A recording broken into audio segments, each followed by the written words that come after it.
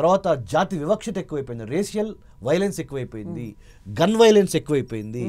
ముఖ్యంగా భారతదేశానికి సంబంధించిన వాళ్ళు వేరే దేశానికి సంబంధించిన వాళ్ళ మీద వాళ్ళ మీద అమెరికాలో తెల్ల జాతీయులు కాల్పులు జరగటం, లేదా అమెరికాలో ఉన్న నల్ల జాతీయులు కూడా మన ఇండియన్స్ మీద కూడా కాల్పులు జరగటం. సార్ దీనికి రీజన్ ఏంటి సార్? అంటే బిహేవియరా మన వాళ్ళు? అన్ని రకాలుగా ఉంటుంది మేడం. నేను అమెరికన్ స్టడీస్లో డాక్టరేట్ చేశాను, PhD in American studies from Delhi Jawaharlal Nehru యూనివర్సిటీలో.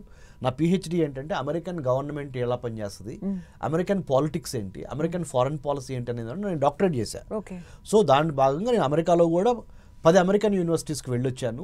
అమెరికాలో 5-6 రాష్ట్రాలు నేను తిరిగి వచ్చాను. అమెరికన్ స్టేట్ డిపార్ట్మెంట్ ప్రతిష్టాత్మకంగా ఇచ్చే international visitor leadership programme select అయి ఉన్నాను ఇదివరకు. అంటే ఎమర్జింగ్ లీడర్స్కి అమెరికన్ ప్రభుత్వం ఇస్తుంది అవార్డు, స్టేట్ డిపార్ట్మెంట్ ఆ అవార్డు తీసుకొని ఉన్నాను. IVLP international visitor leadership programme అంటారు, మోస్ట్ ప్రెస్టీజియస్ స్కాలర్షిప్. కాబట్టి అమెరికాలో తిరిగి, అమెరికాలో చదువుకొని, అమెరికాలో ఉండి, అమెరికా గురించి స్టడీ చేసిన వాడిగా చెప్తున్నాను. ఈ జాతి వివక్షతకి కారణాలు ఏంటి అంటే అమెరికా బిగినింగ్ నుంచి ఏ నేషన్ ఆఫ్ ఇమిగ్రెంట్స్. అమెరికా ఇప్పుడు 50 సంయుక్త రాష్ట్రాలు ఉన్నాయి. బిగినింగ్లో 13 కాలనీలు ఉండేవి. ఆ 13 స్టేట్స్ కానీ, కాలనీస్ కానీ, ప్రావిన్సెస్ కానీ now it has expanded to 50. ప్రపంచంలో ఏ మూల టాలెంట్ ఉన్నా వాళ్ళందరూ వచ్చి అమెరికన్ డ్రీమ్స్, అమెరికన్ డాలర్స్ అనే దాని మీద వచ్చి అమెరికాలో సెటిల్ అవుతా ప్రాస్పరిటీ తెచ్చుకున్నారు. కష్టపడతారు, ప్రాస్పరిటీ తెచ్చుకున్నారు. ప్రాసెస్ చాలా ఇంపార్టెంట్. అమెరికాలో మీరు పలానా వాళ్ళ మంత్రి వాళ్ళ కొడుకు కాబట్టి మీకు రికమెండేషన్ ఉంటుంది అనేది ఉండదు. పలానా ఆఫీసర్ కొడుకు కాబట్టి మీకు రికమెండేషన్ అనేది ఉండదు. మెరిటోక్రసీ జనరల్గా నడుస్తూ ఉంటుంది అమెరికాలో. ఆ మెరిటోక్రసీలో భాగంగానే చాలామంది ప్రాస్పరిటీ తెచ్చుకున్నారు అమెరికాలో. అంటే సంపద సృష్టించారు, వెల్త్ క్రియేట్ చేయగలిగారు. వెల్త్ క్రియేట్ చేసి టెక్నాలజీని ఉపయోగించుకొని అదొక స్వర్గధామంగా మార్చగలిగారు. కాబట్టి అందరూ అమెరికా వెళ్తారు. మీరు అడిగిన ప్రశ్నకి సమాధానంగా ఆ రేషియల్ డిస్క్రిమినేషన్ ఎందుకు వచ్చిందంటే అమెరికాలో పనిచేసే బ్లాక్స్ ఉన్నారు కదండి, నీగ్రోస్ అంటారు లేకపోతే బ్లాక్స్ అంటారు. ముఖ్యంగా బ్లాక్స్ అంటాం, నీగ్రోస్ అనే మాట వాడకూడదు.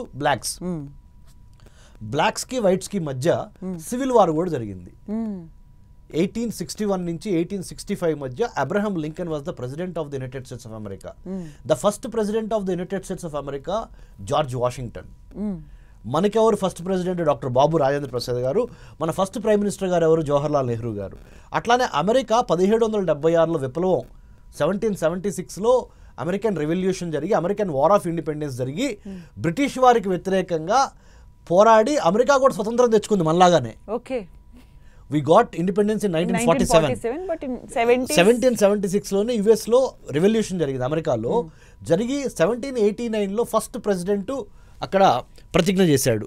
మొదటి రాష్ట్రపతి అమెరికాకి ఎవరై అంటే జార్జ్ వాషింగ్టన్. 1789 నుంచి ఇవాళ 2025 డొనాల్డ్ ట్రంప్ వరకు ఈ 47-46 మంది ప్రెసిడెంట్స్ అమెరికాని ఈ 250 ఏళ్లలో పరిపాలించారు. మరి భారతదేశం యొక్క వయసు ఎంత? ఇప్పుడు 78 ఏళ్ళు. బై 2047 మనం 100 years కంప్లీట్ చేసుకుంటున్నాం. సో అమెరికాకి, ఇండియాకి ఇద్దరిని రూల్ చేసింది బ్రిటిష్ వాళ్ళు. ఇద్దరిని మనం అమెరికా బ్రిటిష్ వాళ్ళు ఓడించింది. 13 కాలనీ నుంచి 50 కాలనీలకు ఎదిగింది. మనము 1947 15th August మనం కూడా బ్రిటిష్ వాళ్ళని ఇది చేసాం. సో జాతి వివక్షత అనేది బ్లాక్స్కి సంబంధించి అక్కడ ఎక్కువ ఉండటం వలన వైట్ అండ్ బ్లాక్ కాన్ఫ్లిక్టు.